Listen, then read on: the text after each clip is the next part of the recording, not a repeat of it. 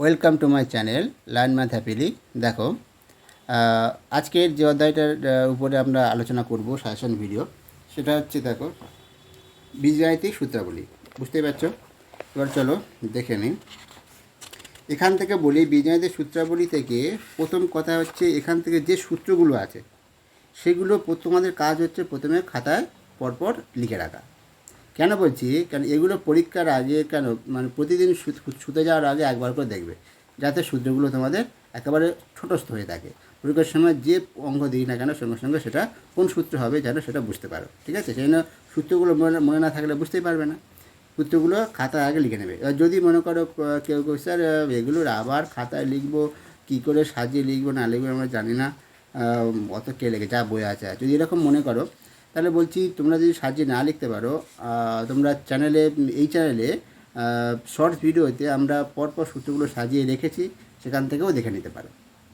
তাহলে সেখান থেকে বুঝতে পারবে কীভাবে সাজিয়ে লিখে রাখবে। ঠিক আছে? সেখান থেকেও দেখে নিতে পারো। আর না লিখলেও সেখান থেকে সেটা যদি ভিডিওটা দেখে নাও, মানে বারে চালিয়ে দেখে নিতে পারো, পরীক্ষার সময় বা পরীক্ষার আগে যখনও খুশি চালিয়ে দেখে নিতে পারো। সাজিয়ে দেওয়া যায় সেই ভিডিওগুলো, সেই সূত্রগুলো, হ্যাঁ, ওখান থেকেও দেখে নিতে পারো। নাহলে তো বললাম তোমরা যদি খাতায় লিখে রাখতে পারো সেটাও ভালো। ব্যাস, এবারে দেখো, তাহলে প্রথম কাজ হলো ওগুলো। তারপরে যেটা করতে হবে এবার অঙ্কগুলোর কথা এসো। অঙ্কগুলো দেখো, এখান থেকে দেখো, এখান থেকে যেটা ইম্পর্টেন্ট অঙ্ক যেগুলো আসে, এই দেখো, এই সংখ্যা দিয়ে যেটা আসে নিচে করে দেখো 12.1, 12.1-এ যেটা আছে দেখো একটা সংখ্যা দিয়ে আছে x5, মানে 15 দাগের অঙ্ক 102। 102কে কী বলে, এই অঙ্কটা কী বলেছে, বর্গ নির্ণয় করতে হবে। 102-এর বর্গ তো এমনি তো আমরা করে দিতে পারবো, 102 গুণ করে। ঠিক আছে? কিন্তু ওটা না করে সূত্রের সাহায্যে সূত্রকে অ্যাপ্লাই করে কীভাবে করা যায় সেটা করতে হবে। এরকমভাবে ইনস্ট্রাকশান দেওয়া থাকবে, সেভাবে কীভাবে করা যায় সেই পদ্ধতিতে এই 102টা প্র্যাকটিস করে রাখবে। তারপরে 99, তারপর 999। দেখো এইদিকে এবার 12.2-তে দেখো 999 এইটা। ঠিক আছে? এইগুলো আছে 999। আর তারপরে বাদবাকি যে অঙ্কগুলো তো আছে ওগুলো তো তোমাদের 2 নাম্বার বা 1 নম্বরের জন্য তো গুরুত্বপূর্ণ আছে, কয়েকটা করলে হবে। যেমন যদি আমি বলি কোনগুলো করে রাখবে বেশি ইম্পর্টেন্ট, সেটা হচ্ছে দেখো ওই 4-এর দাগটা, 12.1-এর 4 আর 6, 4 আর 4 মানে 14, EXI4 14 আর 16। ঠিক আছে? 14 আর 16 এইটা। ঠিক আছে? আর তারপরে এদিকে দেখো, এদিকে ওই রকম আছে যেটা 12.2-তে, 12.2-তে 12টা দেখো, 12টা করে দেখো, 12 এইটা XI12। তারপরে 14 আর 16, এখানেও 14 16। ঠিক আছে? আর 15টা তো বললাম 999 যেটা, ওটা আছে, ওটা ইম্পর্টেন্ট। এইটা সূত্র সাহায্যে এগুলো করতে হবে। তারপরে চলে এসো এবারে তোমাদের এতে। আচ্ছা, এখান থেকে উদাহরণে দেখো, উদাহরণে এই অঙ্কটা গুরুত্বপূর্ণ আছে, এই 17 দাগের অঙ্কটা, 17 দাগের অঙ্কটা করে রাখো। ঠিক আছে? 17 দাগ, উদাহরণ 17 দাগের অঙ্কটা করে রাখবে। তারপরে এদিকে দেখো, এদিকে এবারে এগুলো তো শর্ট প্রশ্ন, 1 2 3 4 5 5 পর্যন্ত এগুলো শর্ট। আর 6 দাগেরও শর্ট। 6 দাগের যে অঙ্কগুলো আছে এগুলো সবই হচ্ছে শর্ট প্রশ্নের জন্য, 1 বা 2 এই প্রশ্নগুলো আসতে পারে। ঠিক আছে? সেটা এগুলো সব করে রাখতে হবে। আর এবার বড় প্রশ্নের জন্য যেটা বলি, দেখো এখান থেকে দেখো যেটা সূত্রের সাহায্যে সরল করো, এখান থেকে একটা করে রাখবেন। এই নিয়মটা জেনে রাখার জন্য এগুলো বলছি, এখান থেকে একটা করে রাখলে। আর পূর্ণ বর্গাকারের প্রকাশ যেটা, এর নিয়মটা জানতে হবে, জানলে এখান থেকে 3 নম্বরটা ইম্পর্টেন্ট আছে, 3 আর 2 আর 3, 2 আর 3। আর 9 দাগেরটা দেখো, 9 দাগে 3-এরটা, 3 আর 4, 9 দাগে 3 আর 4টা ইম্পর্টেন্ট 9 দাগে।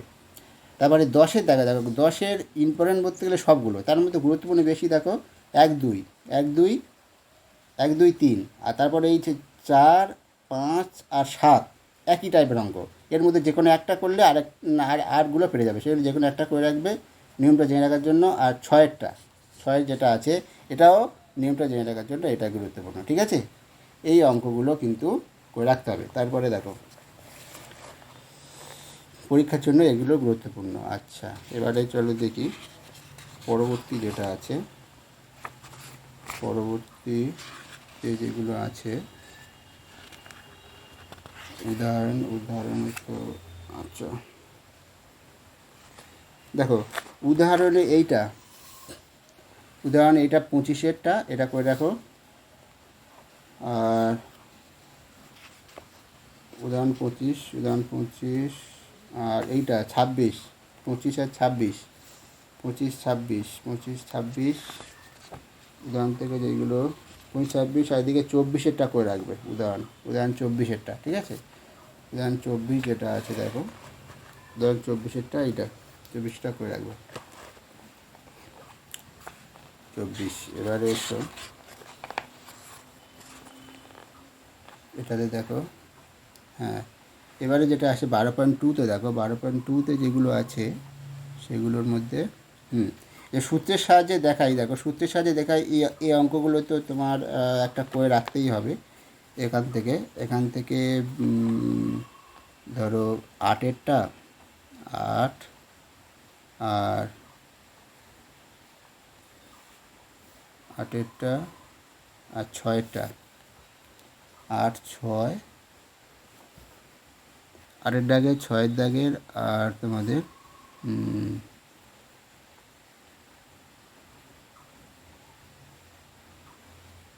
3-এর দাগ 8 6 3, ঠিক আছে। এবারে দেখো এর নিয়মটা জানা চলে গেলে করে রাখলে, তারপরে হচ্ছে প্রতি ক্ষেত্রে সূত্রের সাহায্যে সমাধান করা যেটা আছে 3-এর দাগেরটা হচ্ছে 3-এর দাগের যেটা আছে দেখো এইটা 5 6-এরটা করে রাখবে। 6 6 6 6, তারপরে হচ্ছে এদিকে 2 আগে 2টা বলা হয়, 2টা এই যে 1 আর 2 একই টাইপের। দেখ একটার ক্ষেত্রে এক্স স্কোয়ার প্লাস ওয়াই স্কোয়ারের মান প্রথমে বার করতে বলেছে, এক্স মাইনাস ওয়ান দেওয়া আছে, আর আগে এক্স স্কোয়ার ওয়াই স্কোয়ার দেওয়া আছে, এবির বার করতে হবে। সেই জন্য দুটোর মধ্যে মানে ওই সূত্রটা জানলে দুটো করা যায়, সেই জন্য ইম্পর্টেন্ট দুটোই। তো যে কোনো একটা করে রাখলে হবে, তাই 2-একটা করে রাখো, মানে ইম্পর্টেন্ট যেটা পরীক্ষার জন্য। এবার তো 6 বললাম, 5 বললাম, 4 আর 5 একই টাইপের অঙ্ক, ঠিক আছে। এটা প্লাস দিয়ে এটা মাইনাস দিয়ে একই টাইপের অঙ্ক, তাই যে কোনো একটা। এবার এসো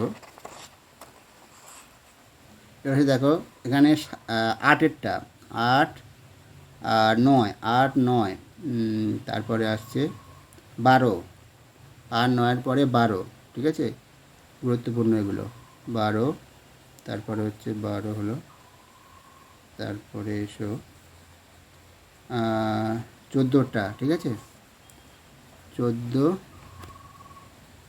14টা হলো। তারপরে দেখো এই 16 17 আর 15 15 16 17, ঠিক আছে। 15 16 17 এই তিনটে, 15 16 14, 15 16 17, ঠিক আছে। 14 15 17 এইটা, এই কটা খুব গুরুত্বপূর্ণ। 14 থেকে 17 পর্যন্ত এই কটা, ঠিক আছে। এগুলোও ইম্পর্টেন্ট আছে। এবারে চলো দেখি পরবর্তীতে আর কি আছে এগুলো। আর দেখো এখান থেকে এই টাইপের যে অঙ্কগুলো আছে এইটা, ঠিক আছে। এখানে 1 বা 2 এইগুলো আসতে পারে, এই টাইপের অঙ্কগুলো। এটা একটা টাইপ, এটা একটা করে রাখবে। এটার মধ্যে যদি আমি বলি এইটা করে রাখো 4-এরটা, ঠিক আছে। 4 4 আর 4 আর 3, ঠিক আছে। 4 3 টাইপের। তারপরে হচ্ছে ধরো এইটা 2-এর দাগে যেটা আছে কে এর মান বার করতে, এটা এর ধনাত্মক মান কত হবে।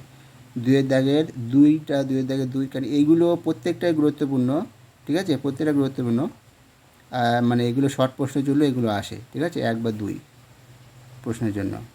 আর তারপরে সূত্রের সাহায্যে গুণফল রূপে প্রকাশ করো। সূত্রের গুণফল রূপে প্রকাশ করো, যেটা গুণফল রূপে প্রকাশ করতে বলেছে, গুণফল রূপে প্রকাশ করো সূত্রের সাহায্যে। হ্যাঁ, এগুলোর প্রত্যেকটা গুরুত্বপূর্ণ। তবে তার মধ্যে আমি বলে দিই এইটা 5 আর 6, ঠিক আছে। 5 আর 6টা করে রাখো। তারপরে হচ্ছে সূত্রের সাহায্যে ক্রমিক গুণফল যেগুলো, ক্রমিক গুণফলের ক্ষেত্রে তোমরা এখানে 2 আর 3টা, ঠিক আছে। 2 3 এগুলো নিয়ম জানতে হবে। হ্যাঁ, এগুলোর ক্ষেত্রে বলতে পারো স্যার সব তো বলে দিচ্ছ, ঠিক আছে, কিছু করার নেই, কারণ এই অঙ্কগুলো করে রাখতেই হবে। হ্যাঁ, তারপর হচ্ছে নিচের বীজগণিত সংখ্যামালাগুলি গুণফল রূপে প্রকাশ করো। বীজগণিত সংখ্যামালাগুলো প্রকাশ করে যেটা আছে আচ্ছা, ওই সেই একই টাইপ, উপরে যেটা গুণফল রূপে প্রকাশ করতে হবে সূত্রের সাহায্যে, এখানেও সেইটাই একই টাইপের অঙ্ক। এইখানে যে কটা আছে প্রত্যেকটাই গুরুত্বপূর্ণ। হ্যাঁ, অঙ্কগুলো এই 5-এর দাগের অঙ্কটা প্রত্যেকটা করবো, প্রত্যেকটা করে রাখো, ঠিক আছে। তারপরে 6-এর দাগের যেটা দেখো, না তারপর পরপর আছে তো, 6, 7, 6, 7, 8, 9, 10, 11, 12। এখানে প্রত্যেকটা অঙ্কই কিন্তু গুরুত্বপূর্ণ আছে, 6 থেকে 12 পর্যন্ত প্রতিটা অঙ্কই গুরুত্বপূর্ণ। হ্যাঁ, প্রত্যেকটা অঙ্ক। তার মধ্যে দেখো, তার মধ্যে যেটা একটু বলি, একটু বেশি গুরুত্বপূর্ণ এই 9-এরটা যেমন আছে, কেন 7 আর 9 একই টাইপের অঙ্ক। তার মধ্যে এই দুইয়ের মধ্যে ইম্পর্টেন্ট 9টা, আর 6-এরটা গুরুত্বপূর্ণ আছে, 6টা, ঠিক আছে। আর তারপরে দেখো এই টাইপের যে অঙ্কটা, এই 8 আর 9 একই টাইপের, তাই দুটো একটাই করলে হয়। আর আবার 11-12 একই রকম অঙ্ক, 11-12, তাই দুটোর মধ্যে একটা করলে হয়, ঠিক আছে। এইভাবে অঙ্কগুলো করে রাখবে, ঠিক আছে, এইটাই। আচ্ছা, আর আছে কি না, তাহলে এই ছিল 12.3 মানে বীজগণিতের সূত্রাবলী থেকে যেগুলো তোমাদের গুরুত্বপূর্ণ অঙ্ক সেগুলো বললাম। পরীক্ষার জন্য এগুলোই কিন্তু গুরুত্বপূর্ণ খুব, এগুলো তার প্র্যাকটিস করে নিও ভালো করে, ঠিক আছে। তাহলে আজকের এই পর্যন্ত। চ্যানেল সাবস্ক্রাইব করে রেখো। আর পরীক্ষার পরে অবশ্যই কমেন্ট করতে ভুলো না, কেমন হলো তোমাদের, কী আসলো না আসলো এগুলো একটু জানিও, ঠিক আছে।